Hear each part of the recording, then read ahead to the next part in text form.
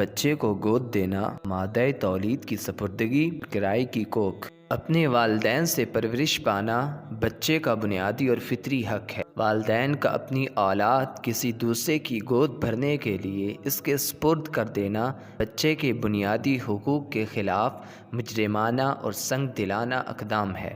انہیں ہرگز یہ حق حاصل نہیں کہ بچے کو اپنی ممتا اور شفقت پدری سے محروم کر دے۔ بچہ اول و آخر انہی کی ذمہ داری ہے۔ بچے کو دنیا میں لانے کا فیصلہ انہیں اسی وقت کرنا چاہیے جب وہ اس کی ذمہ داری کو خود نبھانے کا ارادہ اور استطاعت رکھتے ہوں۔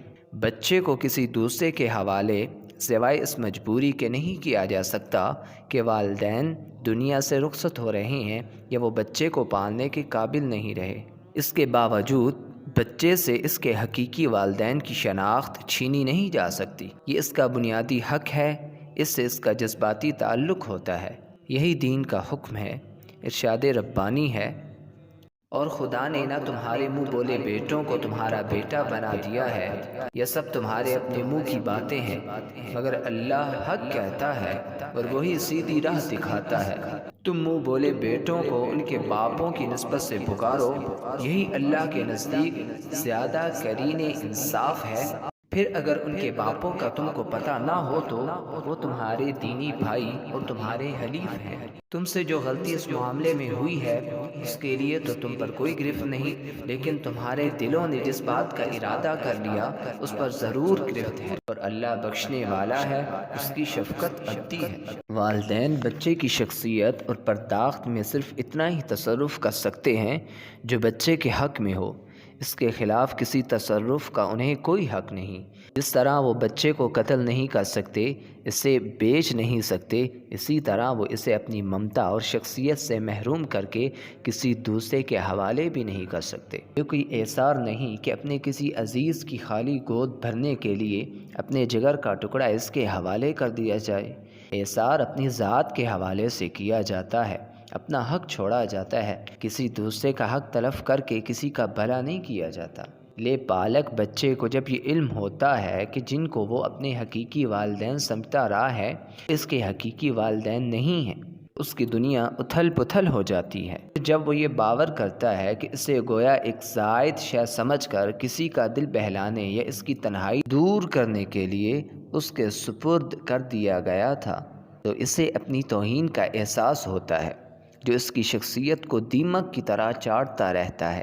یہاں مریم علیہ السلام کی والدہ کا مریم علیہ السلام کی پیدائش سے پہلے انہیں خدا کے نام پر وقف کر دینے کے واقعہ سے یہ استدلال نہیں کیا جا سکتا کہ والدین کو بچوں کے کیریئر کے انتخاب اور انہیں کسی دوسرے کے سپرد کر دینے کا حق حاصل ہے۔ در حقیقت یہ مادر مریم کی طرف سے اپنی خواہش کا اظہار تھا کہ وہ انہیں دین کی خدمت اور خدا کے نام پر وقف کرنا چاہتی تھیں، مگر مریم علیہ السلام پر لازم نہ تھا کہ شعور کی عمر کو پہنچ کر وہ اس کی پابند رہتیں، ایسے ہی جیسے بچپن کے نکاح کی پابندی شعور اور بلوغت کے بعد واجب نہیں ہوتی۔ یہ اور بات ہے کہ مریم علیہ السلام کی اپنی طبیعت بھی اسی طرف مائل رہی اور والدہ کی خواہش پوری ہوئی۔ پھر یوں نہیں ہوا کہ ان کے پیدا ہوتے ہی انہیں دین کے خدام کے حوالے کر دیا گیا ہو، یقیناً یہ اقدام ان کی شعوری عمر کے بعد ہی کیا گیا ہوگا۔ قرآن مجید میں اس کی تفصیلات بیان نہیں ہوئیں، مگر اصولی طور پر اس کے خلاف نہیں ہو سکتا۔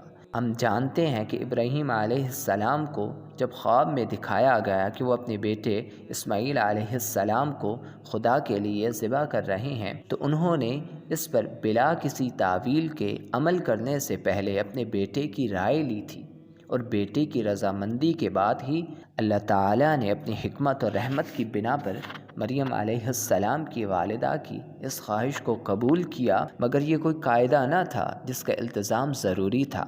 چنانچہ اس واقعہ سے کوئی عمومی اصول وضع نہیں کیا جا سکتا کہ والدین کو بچوں کے کیریئر یا انہیں دوسروں کے حوالے کر دینے کا اختیار ہے۔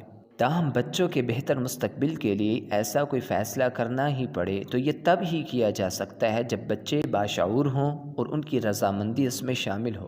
بے سہارا بچوں کا معاملہ الگ ہے، انہیں گود لینا ایک نیکی کا کام ہے، مگر اس میں بھی انسانی نفسیات اور جذبات کے مذکورہ بالا پہلوؤں کا لحاظ رکھتے ہوئے خداوند عالم نے یہ لازم قرار دیا ہے کہ بچوں کو ان کے حقیقی باپ کے نام سے، ان کی اصل شناخت ہی سے پکارا جائے۔ باپ اگر نامعلوم ہو تو انہیں دینی بھائی قرار دیا گیا ہے، لیکن ان کی ولدیت کسی صورت تبدیل نہیں کی جا سکتی۔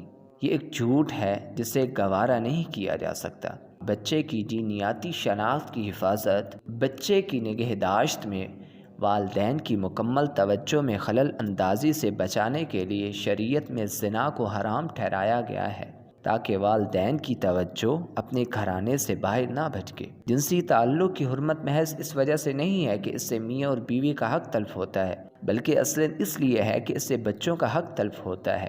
ان بچوں کا حق بھی تلف ہوتا ہے جو جائز تعلق سے وجود میں آئے اور ان کا باپ یا ماں یا دونوں اپنی جنسی آزاد روی کی وجہ سے گھر پر توجہ مرکوز نہیں رکھ سکتے، اور ان بچوں کا حق بھی تلف ہوتا ہے جو زنا کے تعلق سے وجود میں آئیں، انہیں والدین کی مکمل اور مستقل توجہ اور احساس ذمہ داری میسر نہیں، کیونکہ اس ماں اور باپ کے درمیان مستقل رفاقت کے ارادے سے باندھا گیا معاہدہ یعنی نکاح نہیں ہے۔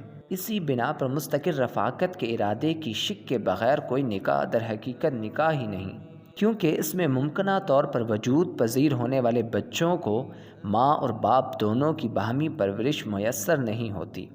نکاح متع کی حرمت کی حقیقت یہی ہے، تاہم بچوں کی پیدائش کے امکان کو اگر معدوم کر لیا گیا ہو تو بھی ایسا نکاح جائز نہیں۔ اسی لیے انہی مرد و عورت نے کبھی نہ کبھی اسی مستقل رفاقت کے ارادے سے نکاح کرنا اور اولاد پیدا کرنی ہے، اس لیے اس سے پہلے اس آزاد روی کی اجازت نہیں دی جا سکتی جسے بعد میں بدلنا مشکل ہو جائے، یا میاں اور بیوی کے خالص تعلق پر وہ کسی بھی پہلو سے اثر انداز ہو سکے۔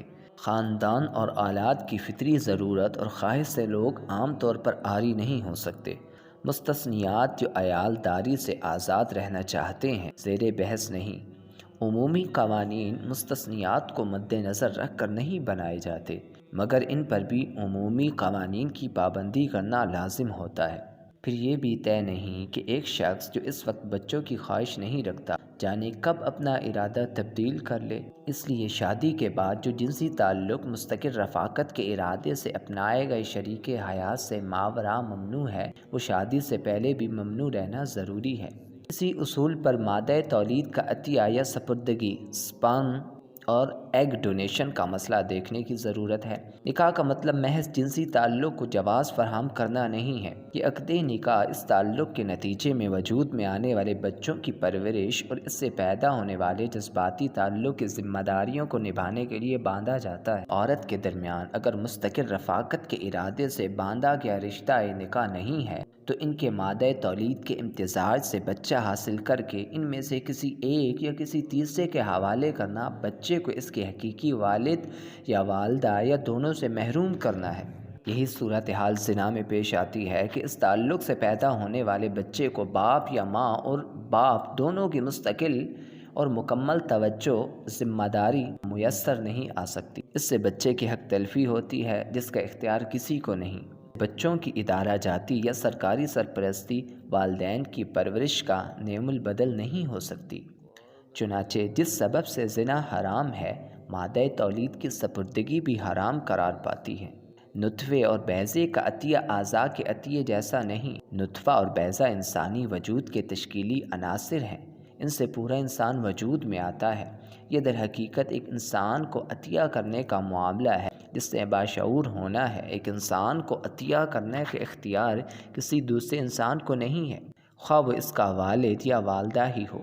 اسی بنا پر اسقاط حمل کا مطلق اور مکمل اختیار بھی والدین کو ہے، نہ کہ حاملہ کو کہ جب وہ چاہے حمل ختم کر سکے۔ حمل نے اگر انسانی وجود اختیار کر لیا ہے تو اب بلا کسی معقول عذر کے اس کا خاتمہ انسان کا قتل ہے، اور ایک انسان کا قتل پوری انسانیت کے قتل کے برابر ہے۔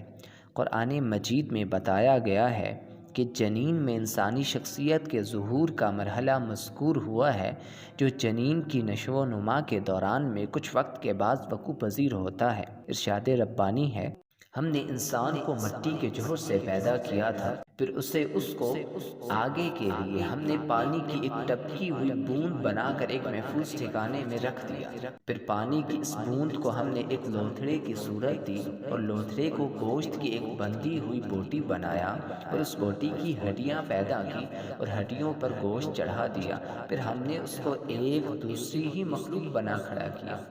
سو بڑا ہی بابرکت ہے اللہ، بہترین پیدا کرنے والا۔